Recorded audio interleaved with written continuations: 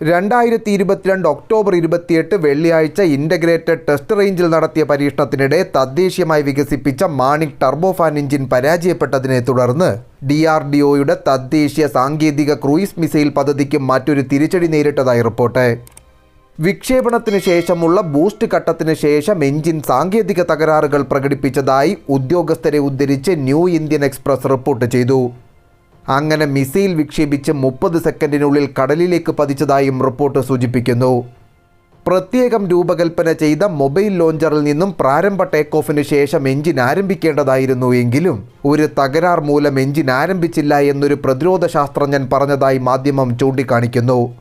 Unmanned subsonic air വെഹിക്കിളുകളുടെ propulsion ആവശ്യങ്ങൾക്കായി 400 kilogram thrust class small turbofan എഞ്ചിനായ മാണിക് ടർബോഫാൻ എഞ്ചിൻ ബാംഗ്ലൂരിലെ ഗ്യാസ് ടർബൈൻ റിസർച്ച് എസ്റ്റാബ്ലിഷ്മെൻറ്റ് വികസിപ്പിക്കുന്നവയാണ്. ഈ ഇരട്ട സ്പൂൾ ജനറിക് എഞ്ചിൻ ഒരു ഷോർട്ട് ഓപ്പറേഷൻ ലൈഫിനായി രൂപകൽപ്പന ചെയ്യുകയും വികസിപ്പിക്കുകയും ചെയ്തിരിക്കുന്നു.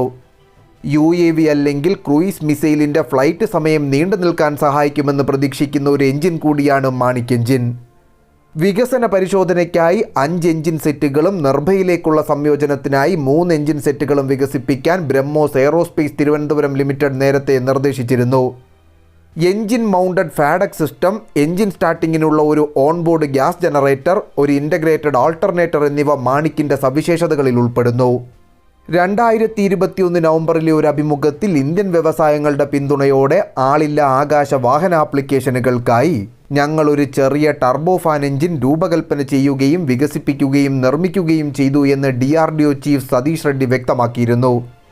എഞ്ചിൻ ഗ്രൗണ്ടിലെ ഡിസൈൻ വാലിഡേഷൻ ടെസ്റ്റുകൾ പൂർത്തിയാക്കി ഇപ്പോൾ പരീക്ഷണാടിസ്ഥാനത്തിലുള്ള ഫ്ലൈറ്റ് ട്രയലുകൾക്ക് വിധേയമായിക്കൊണ്ടിരിക്കുകയാണ്.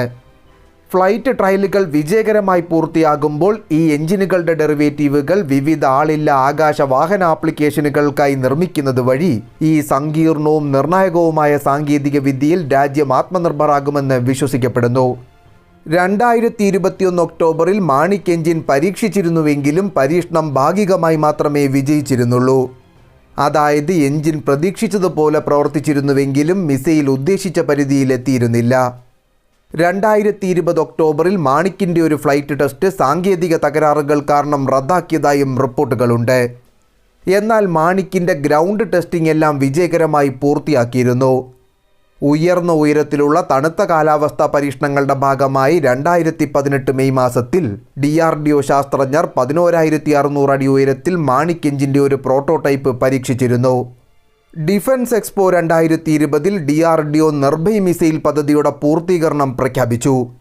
അതിനെ തുടർന്ന് നിർഭയ് പദ്ധതിക്കായി വികസിപ്പിച്ച സാങ്കേതിക വിദ്യ അടിസ്ഥാനമാക്കിയുള്ള തദ്ദേശീയ സാങ്കേതിക ക്രൂയിസ് മിസൈൽ പദ്ധതി പ്രഖ്യാപിച്ചു. ഒന്നാമതായി റഷ്യൻ സാറ്റേൺ 36MDക്ക് പകരം തദ്ദേശീയ മാണിക് എഞ്ചിൻ ഉപയോഗിക്കുന്നു എന്നതുകൊണ്ടും രണ്ടാമതായി ഈ മിസൈൽ ഒരു RF സീക്കറിനെ അവതരിപ്പിക്കുന്നു എന്നതുകൊണ്ടും ITCM പദ്ധതി നിർഭയിൽ നിന്നും വ്യത്യസ്തമാണ്. മാണിക് എഞ്ചിനും RCI ഹൈദരാബാദ് വികസിപ്പിച്ച RF സീക്കറും ഘടിപ്പിച്ച ITCMൻ്റെ ആദ്യ പരീക്ഷണങ്ങൾ 2020 ഏപ്രിൽ നടത്തുമെന്ന് പ്രതീക്ഷിച്ചിരുന്നുവെങ്കിലും കോവിഡ് പ്രതിസന്ധി മൂലം പരീക്ഷണം വൈകിയിരുന്നു. ITCMൻ്റെ എയർ സബ്മറൈൻ ലോഞ്ച്ഡ് വകഭേദങ്ങളും വികസിപ്പിക്കാൻ നിലവിൽ ഉദ്ദേശിക്കുന്നുവെങ്കിലും മാണിക് എഞ്ചിൻ്റെ പരാജയം ഇതിനെ പ്രതികൂലമായി ബാധിക്കുമെന്ന് കരുതപ്പെടുന്നു.